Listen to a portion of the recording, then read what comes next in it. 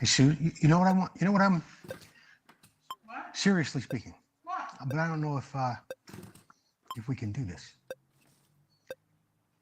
I do want you to call Richie Vasallo and see if we could get raviolis from Vita Mea's.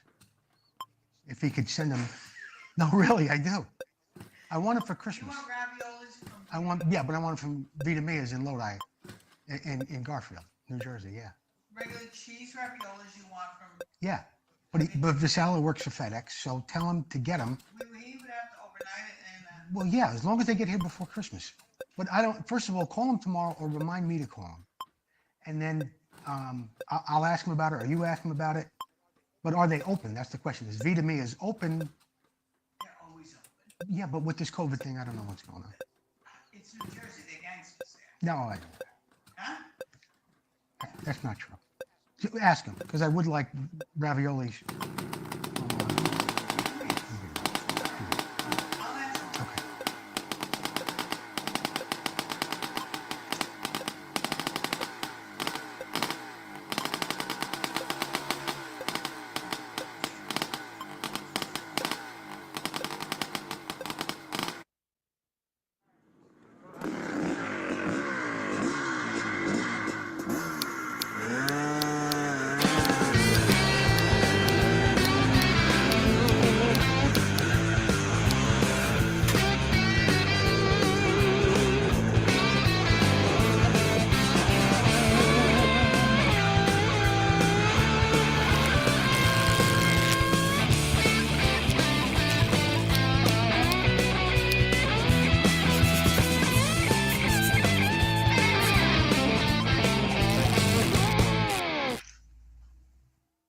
Good evening, everyone. You're watching Vintage Motocross Q&A, and I am your host, Joe Obati. Thank you, Jordan, Chelsea, Susie, for helping me put the show together tonight.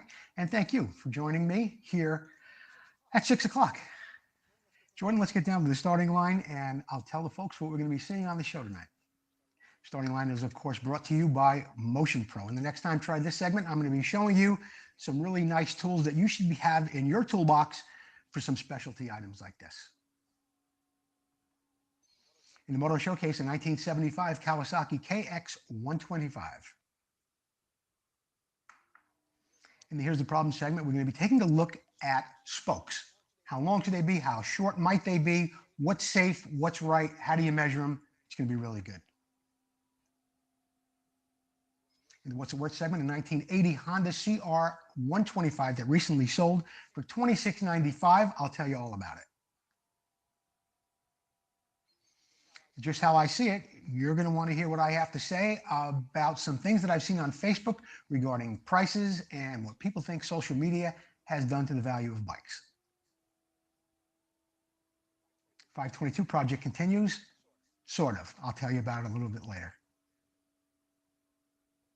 Don't forget to share the show. If you're on Facebook, please share it with your friends, invite them down. There's going to be an AMSOIL giveaway a little bit later on in the show. Somebody's going to win a great prize, compliments of Russell Waters and AMSOIL.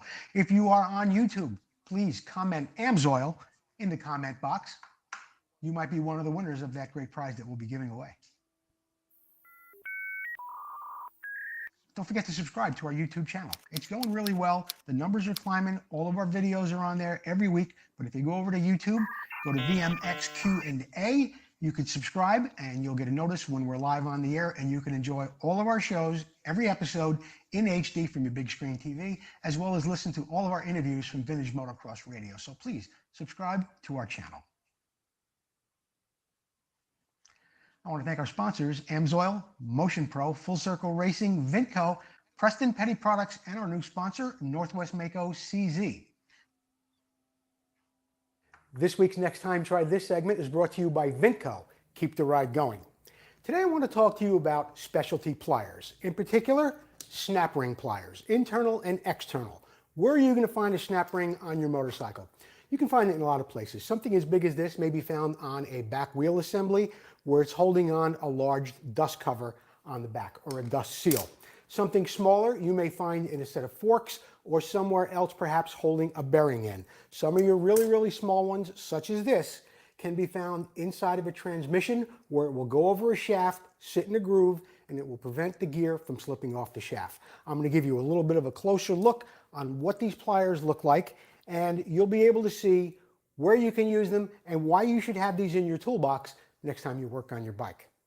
The first pair I want to talk to you about is a pair like this, and these would really be to get off a clip like this, but it doesn't do you any good if you have holes in it. But in some applications, you may be able to get this pair in there and open up that ring just to get it over the assembly you're working on. These are good, but they're only good to open one of those snap rings up.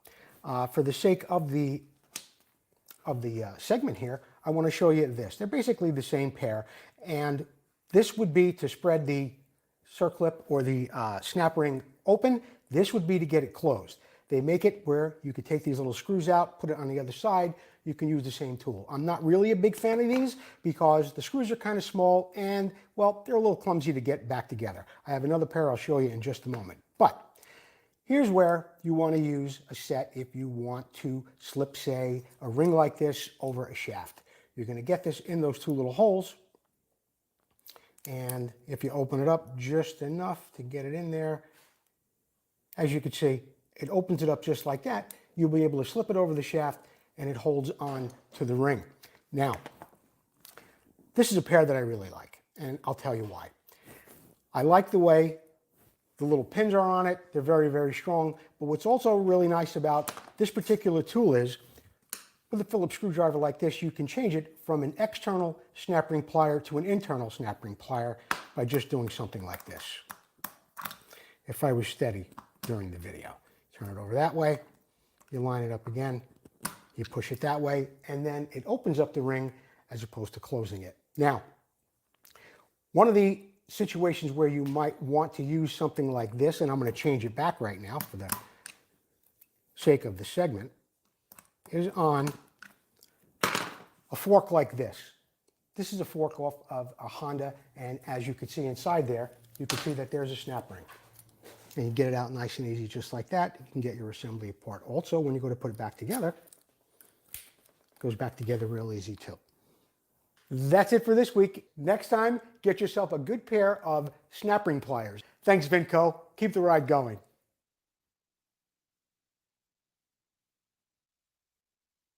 By Preston Petty products. I'll be telling you about a special from Preston Petty a little bit later on. But right now, let's take a look at a 1975 KX125 that is owned by Brian Stolley. Now, he didn't send this in to me. I happen to have this bike in my shop at one point, and we restored it a couple of years ago.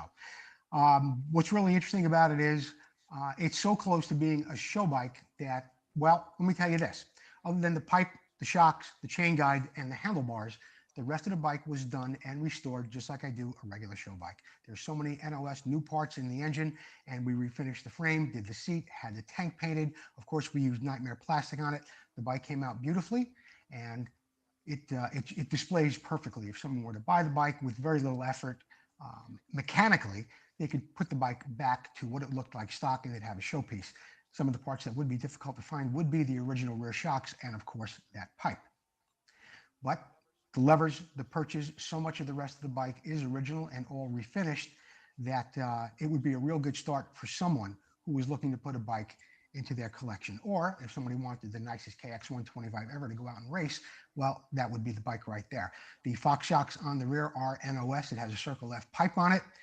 It does have modern tires because the original plan was to race the bike. The spokes were refinished, and everything about the bike looks just like a show bike, with the exception of a few aftermarket period correct parts. So 1975 KX125, and by the way, this bike is for sale right now for $69.95.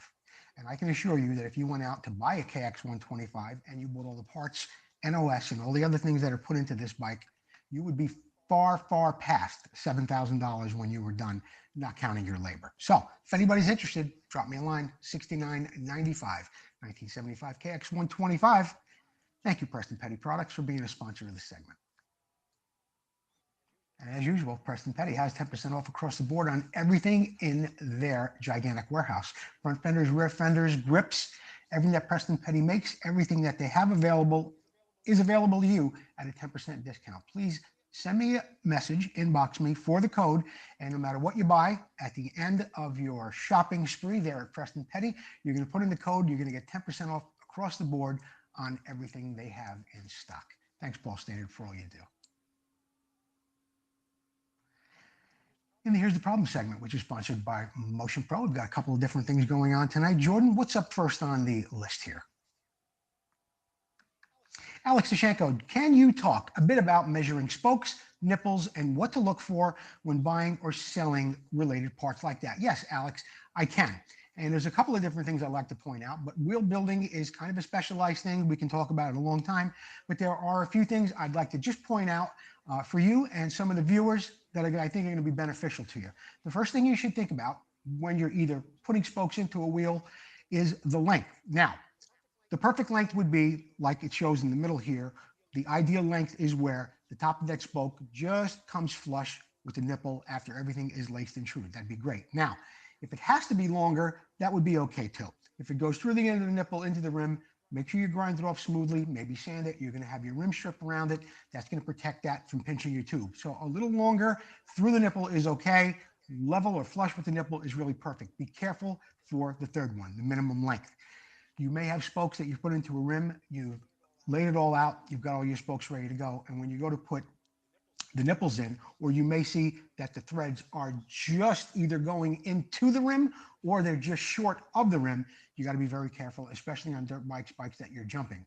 It has been known that these nipples will break. If you land hard enough and the spoke is not going through, getting the full length of thread into that nipple, you can break them. So be careful of that. That's a tip I wanted to share with you as well. Something else I want to talk about is when you're ordering nipples. Let's say you have some nipples presently that you're using and you want to call up a company such as Full Circle Racing Limited. Thank you, Tom McAllister. You want to be able to tell them what size nipple you want.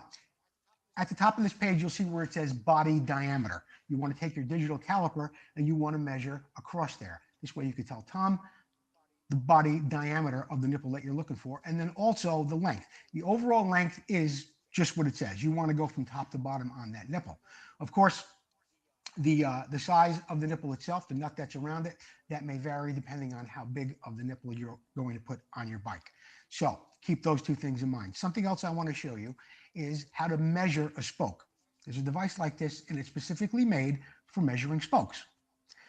It's got those little holes in there. It'll give you the diameter of the spokes, and it's good for measuring, and it's also designed for measuring other things too, and the diameters of certain things. But what you want to keep in mind when you're measuring a spoke is you want to put it in the hole at the end, and you want to have the head of the spoke down below that ruler, and you want to grab the ruler right at the angle of the spoke, wherever it may be.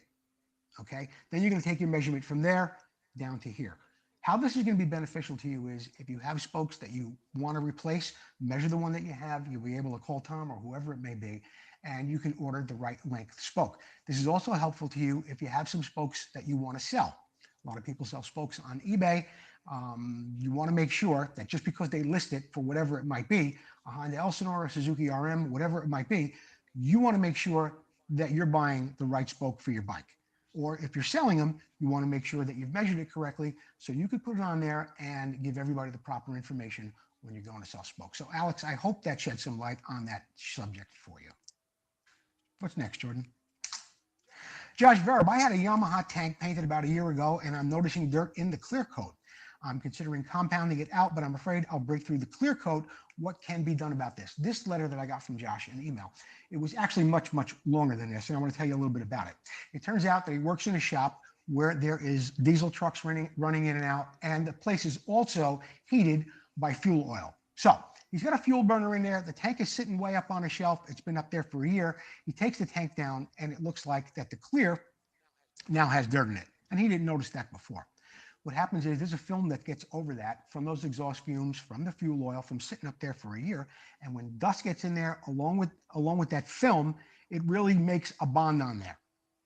And it then appears that there's dirt in the clear, but there's not. And it's also, for a guy who may not have too much experience, he also gets to a point of where you stand back a little bit and you say, well, how am I getting this off?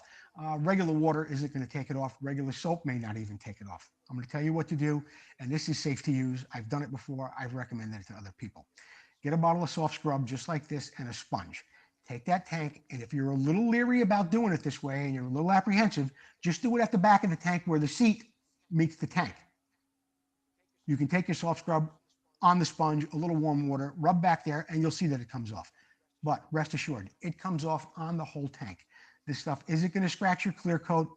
It's designed to use on really nice fiberglass tub enclosures and sinks that are made that way too. It's really great stuff, and it's a wonderful way to get stuff off of a tank that's been laying on there like sap or things like the dirt with the fuel mixture thing that's laying on top of that tank. It's a great way to get it off without destroying the clear coat of the tank. You're not going to go through. Once you get that off, then you can follow up with some maybe DuPont 7 or a real fine white polishing compound, and the tank will come back just the way you remember it when you first got it painted. Be careful, of course, over the decals. In fact, that was one of the things that Josh was worried about when he sent me the email was he didn't want to ruin the graphics on the tank. You're not going to ruin the graphics on the tank if there's a good coat of clear on there, and I'm sure there is. So try soft scrub, warm water on a soft sponge under a faucet. It'll come right up. Andy Caradani is I'm working on restoring several vintage motocross bikes. I'm not really finding tires that have vintage looks. Are modern tires my only choice? Modern tires are your only choice? No, they're not. And I'll tell you why. Dunlop makes a great tire. It's called the K990. It's got a specific design to it that has a vintage tread pattern. And of course, it's the quality of a Dunlop tire, one of the best in the business. Another tire you might want to look at is V brand, VEE brand. You can find them on eBay. You can find them in pairs. There's some discounts sometimes from people who are suppliers of them, or sometimes your dealers may handle them. And those aren't great. Those aren't bad tires to put on a race bike either. Of course, the Dunlops are wonderful, but the V-brand tires aren't so bad either. So Andy, if you are restoring a bike that you want to show, you can put those tires on it. If you have a real nice bike that you want to bring to the track and you still want it to have that vintage tread pattern look on the tires, check into the K990 and V-brand rubber. Thanks, Andy. Robert Oscar Pomeroy sent in a great little tip this week. I put it in here in the here's the problem segment, and here's what Robert suggested: how to clean boots. Now, a lot of guys these days are collecting memorabilia. Leather pants and boots are some of the things that they are collecting along the way, and these were kind of scuffed up pretty badly. And let's face it, we know what a boot has gone through after all those years of racing. What Robert did was to get the buckles and the rivets and that toe piece clean was he took some CLR. There it is in the thing. It's good for removing calcium, lime, and rust. He said he cleaned it with that, and it came out really, really nicely. He then followed up with this product called Lexol. It's a leather conditioner and cleaner. He said he didn't use any other color on it, no dye, nothing, and the boots came out soft, supple, nice and clean. All the dirt was removed, and they turned out, well, here's how they turned out. Can't ask for better than that. Those boots look like they were maybe used just a couple of times way back when. I'm not sure when JT was making the Michelob boots, but there they are. And I bet you they're 40 years old, maybe more. Robert Oscar Pomeroy, thanks for the tip on how to get those leather boots clean. Probably would work real well on leather pants too. Thanks again, Robert. We're going to take a commercial break. Keep sharing the show on Facebook and on YouTube. Don't forget, comment YouTube. Comment Amsoil on YouTube. In a little while, we're going to have an Amsoil giveaway for you. Jordan, let's break to the commercial.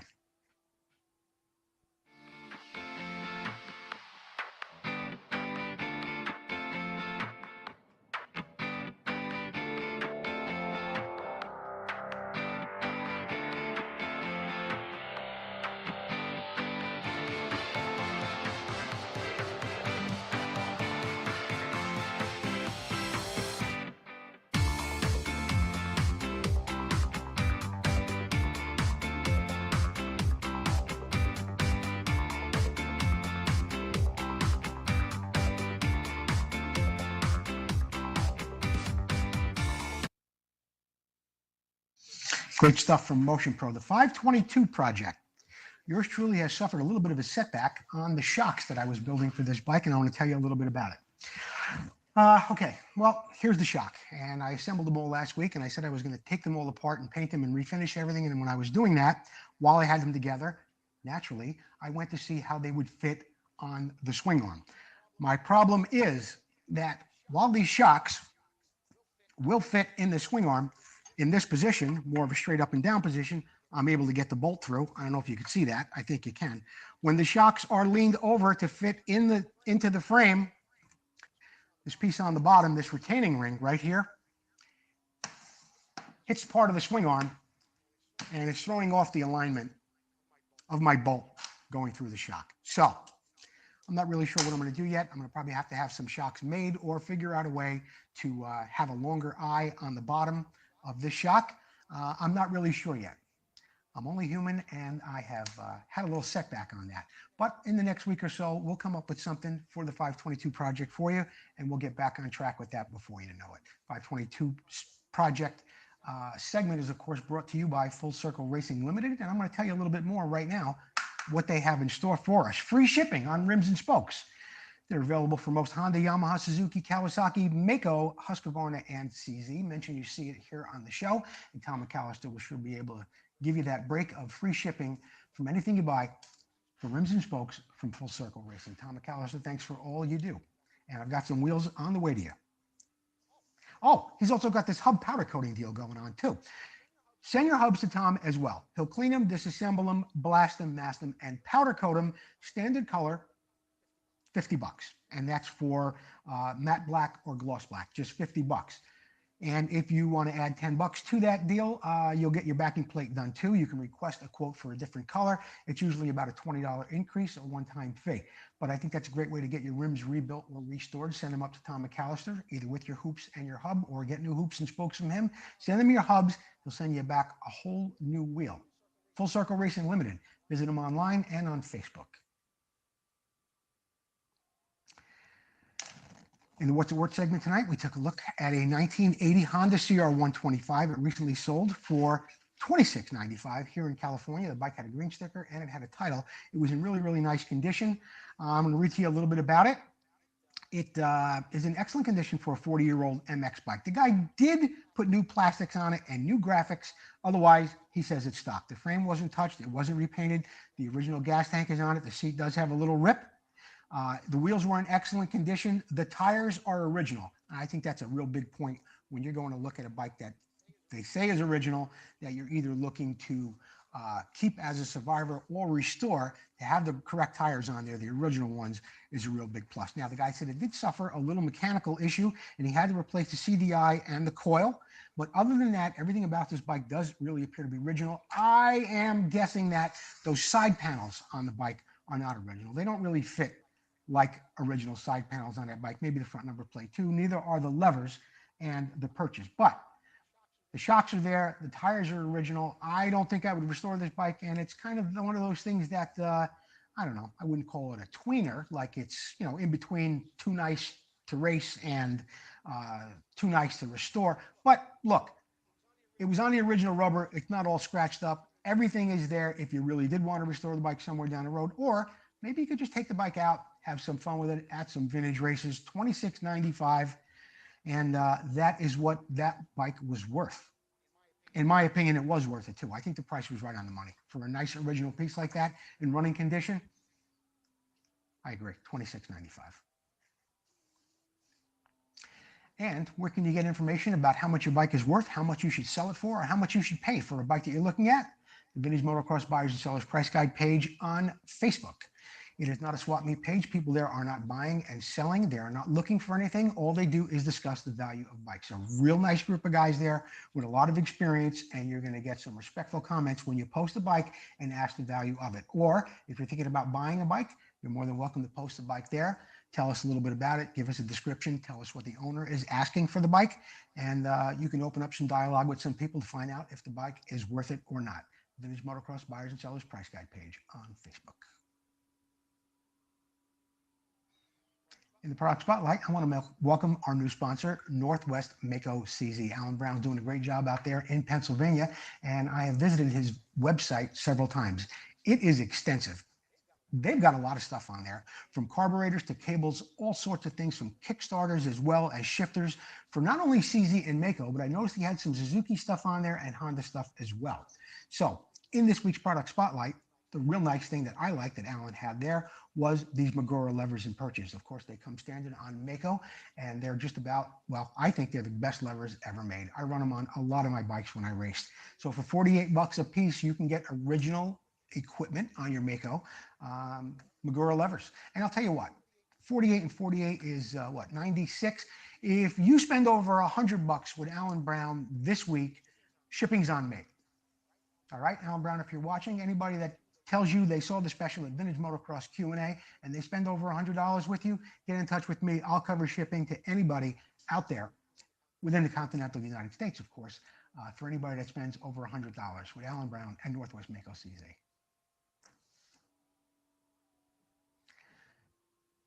Lanny J. This is a man after my own heart. Yeah, I can take dents out of tanks, but I can't build a tank, and Lanny J can do that. His price should start at just $395. He's been making tanks for CZs, Makos, Bultacos, and more. You can contact Lanny J through Facebook, or you can email him at cmjjay@bellsouth.net. He built some great tanks. Here's one for a Bultaco. There was one a couple of slides back that was for a Hercules, and this one right here is one that I have right back here. This is a real nice slim tank that he makes for a CZ. As you can see, the CZ Volta tank there on the left is a little bit wider. The one that Lanny J makes, a whole lot narrower, makes the bike look really streamlined, does a great job with the cap. And as I mentioned last week, I'm running an up pipe on the project that I'm doing. Lanny J said, there's no problem. We'll move the petcock onto the other side of the tank. He moved it right over, welded it right up. It looked beautiful. He's done some other great things for some people with Husqvarnas as well. Look at this. I mean, here's a tank that is absolutely unrepairable, no question about it.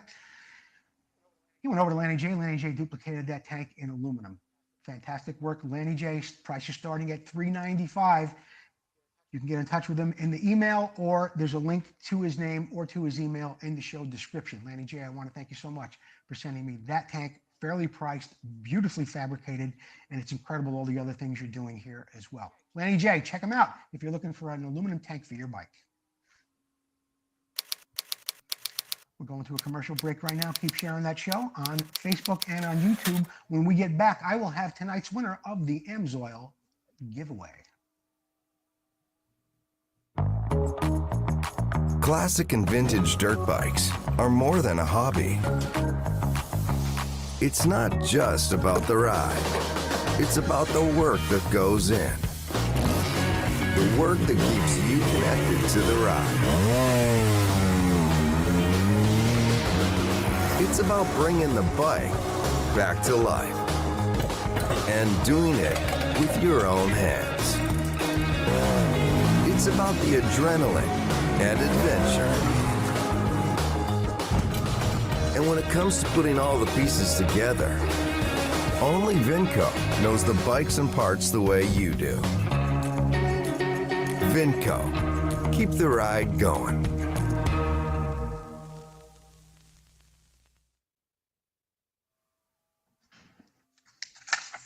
Vinco, keep the ride going. Our winner in the AMSOIL random share giveaway is Gerald Fasold, F-A-S-O-L-D. Gerald Fasold. If you get a hold of us, inbox me or send me a message somehow, some way. Get a hold of me, and or maybe Sue has your information already. I don't know. She came in with this little message for me. Gerald Fasold is a winner this week of the AMSOIL random share giveaway. We're going to get you a nice little package of AMSOIL products, compliments of Russell Waters and AMSOIL. Thanks for sharing, Gerald. Just How I See It is sponsored by Full Circle Racing this week, and I want to talk to you a little bit about this and how I see it. I was on Facebook yesterday, as I am quite often, and there was a bike for sale, 77 CR 125, not the nicest bike in the world. The guy was asking what came to $5,500 for the bike. It was in Australia. The bike was $7,000. It was about $5,500. Anyway, I was reading through the comments, and someone says, I think the price is too high, but I can't blame the guy for asking.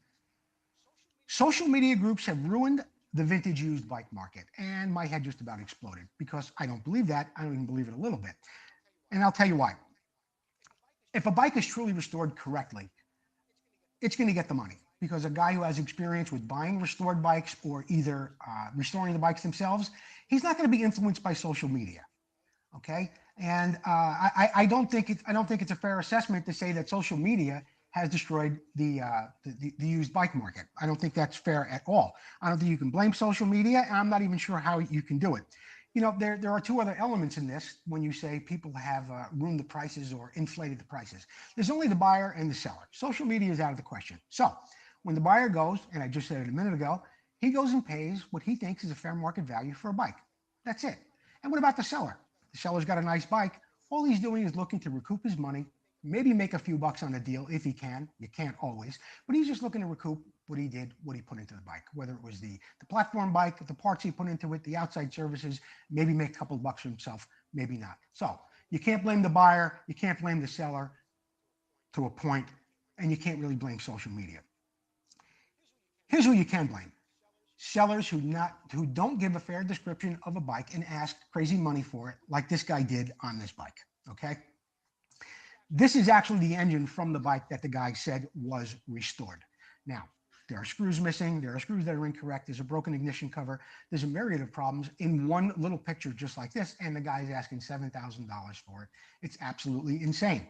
Why does that hurt the industry? I think it turns people off. People who are just maybe getting into vintage motocross, they may be getting on Facebook, they go to see some bikes, and when they see something like that, they get really turned off and they run in the other direction. So, who's the culprit here?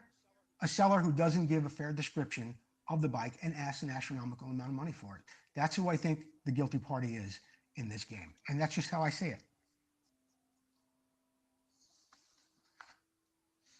This week in motocross history, it was way back in 1973 that Yamaha ran this advertisement for the first time for the new crown 250 world champion Hakan Andersson, the man who raced with the first prototype Yamaha monoshocker, a revolutionary bike that would completely change motocross and the way bikes were suspended. Within a half a dozen years, all of Yamaha's competition would be using single shocks. His win marked the first world title for Yamaha and Grand Prix motocross. Jordan, leave that slide there for just 1 second because there was something real funny on the bottom that I read here. You can't really see it at home, but I found it on Racer X.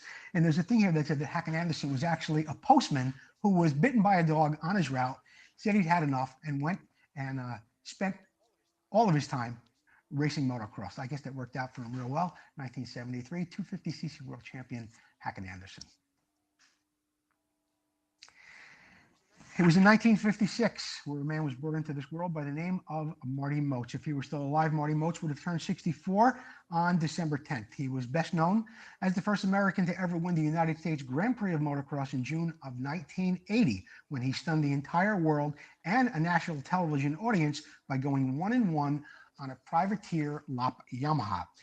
He was also one of the co-founders of the Carlsbad-based No Fear brand that was a giant in the action sports world in the 1990s into the early 2000s.